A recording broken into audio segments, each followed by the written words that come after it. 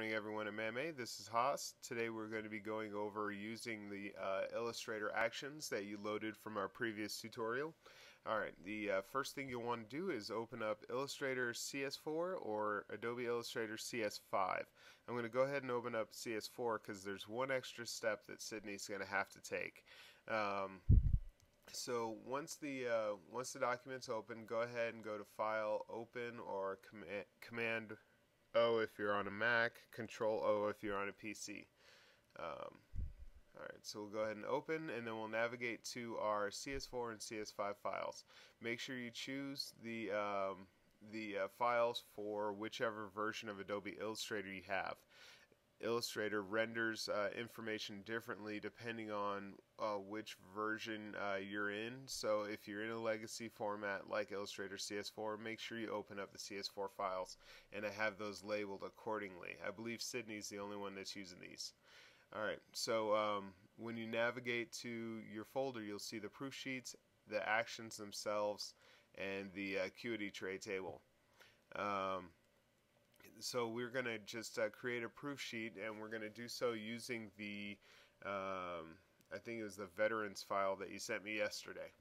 So here we go.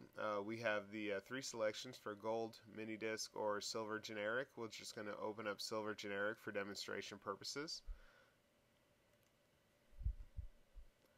And you will see that there are 5 layers to these. You have an art layer. You also have these donuts, which are invisible right now, but in case you have an Illustrator file and the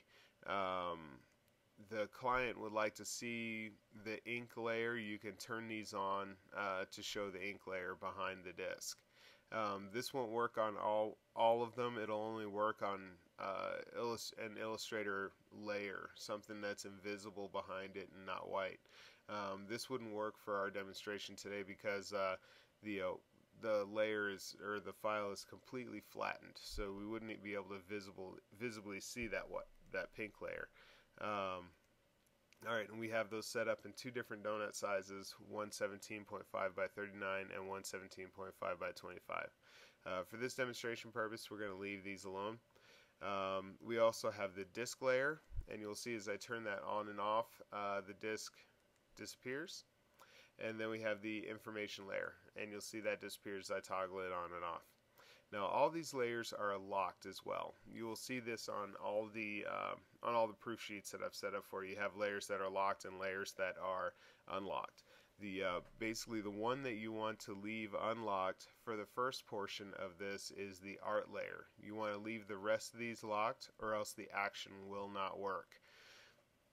So while we have our art layer selected, and you'll see as I select them, they toggle blue, and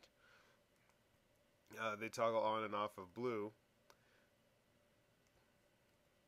Alright, so we have our art layer selected, and we're going to go ahead and open, and this is the next step you want to take. You open your proof sheet, and then you open the image that the client has sent you.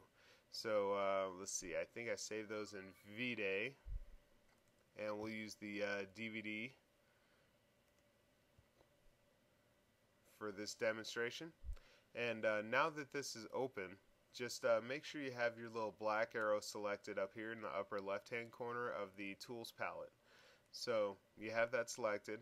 Go ahead and click on the image, and you'll see that the image is highlighted and select when it's selected. So after you select that, you can copy it by going to Edit, Copy, or hitting Command Copy on a PC, Control Copy on a Mac. Once it's on the pasteboard, we just go back to our proof sheet and decide which of the 3 we want to set it up for. Generally, for acuity prints, we set them up for 117.5 by 25, and then we just press play. And as we had pressed play, it just goes through the steps necessary to set up the proof sheet.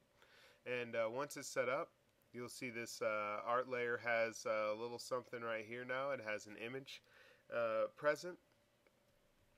And this works the same with no matter which proof sheet that you're in. They're all geared to work with these actions. So after this art layer has been, the V-Day art has been placed properly, we're going to go ahead and lock that by clicking in this little box where the lock should be, and we're going to unlock our information layer. After you unlock your information layer, you can see you can select this type over here in the left. You can select the type in here, and this will allow you to edit any of the text on the page. So the next thing we want to do is you can just double click in this, as you see it selects. You want to select your type tool.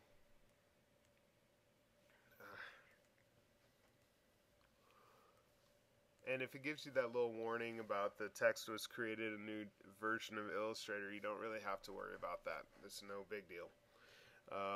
So we'll give it a title.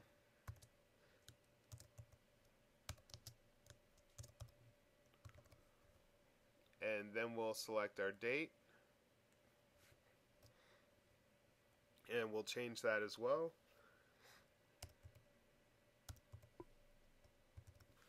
And you can change your version number, and you might want to change your art area as well. 118 by 39 was just some default numbers I plugged in when I created these.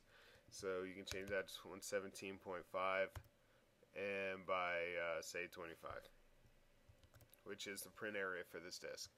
And after you've completed that part of the process, you might want to change down here where it says CDR. You might want to change that to DVD R plus R minus R. You can change it to whatever you like, so that's not a problem at all.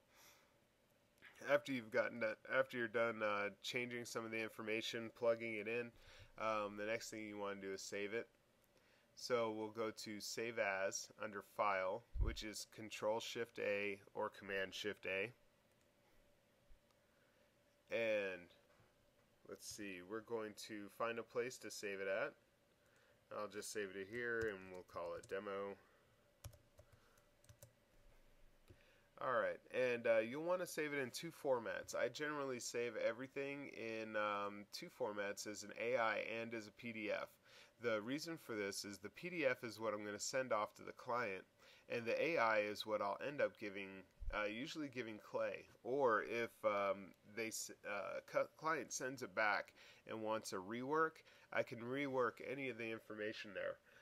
Once it's converted to a PDF, it's flattened artwork and it's really hard to pull apart. This is the reason why some of the proof sheets that you guys have sent me, it takes a long time on. It's because they've all been flattened, and I have to rip them apart and then put them back together in a format that's easier to edit. So always keep two. Keep one AI file and one PDF file, and this will save you a lot of time in the future. So once we have our demo selected, you'll see that our title will say MAME Silver Generic. We go ahead and change that by selecting it, and let's see, save it as V-Day Demo, and we'll go ahead and save that AI file.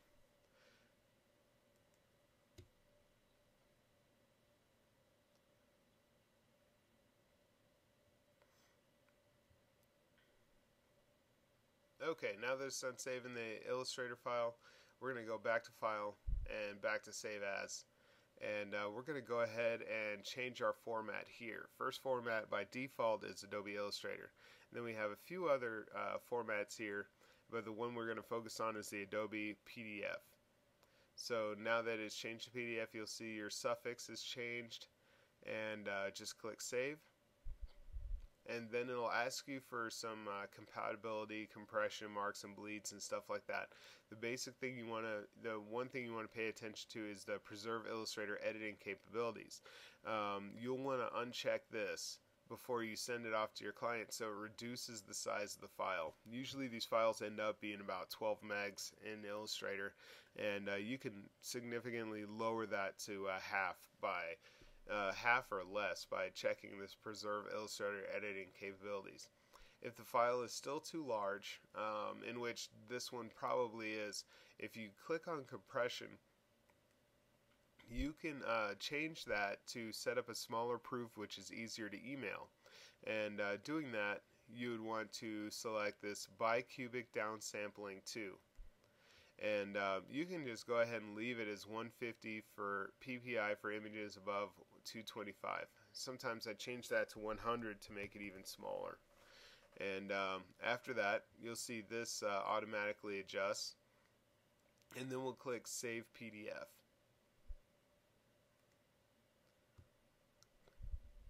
Alright, so let's go ahead and see the result of these proof sheets. I'm going to go ahead and close that Illustrator, and we're going to open up our demonstration folder, and you'll see the VDay demo AI file is 12.4 megabytes. This is pretty large and sometimes a little tedious of a task for the for your email system to send. So after we've compressed this VDay demo, you'll see that it's only 397 KB, and that's a really decent size for a proof sheet. And when we click on it and open it up, you'll see that it is a little pixelated, a little fuzzy in here. You can change your downsampling, your bicubic downsampling, to kind of fit whatever format a little bit better. You can save it as 150 PPI over the 225, and that will clear that up a little bit. But you can see the significant difference within the file size by reducing by changing that compression layer a little bit. So that's basically how to set up a proof sheet, and a little more information than you probably needed to know about using Illustrator, but it's great to be thorough. So thank you very much, and I hope you have a great day, and come on back for the table setup demo.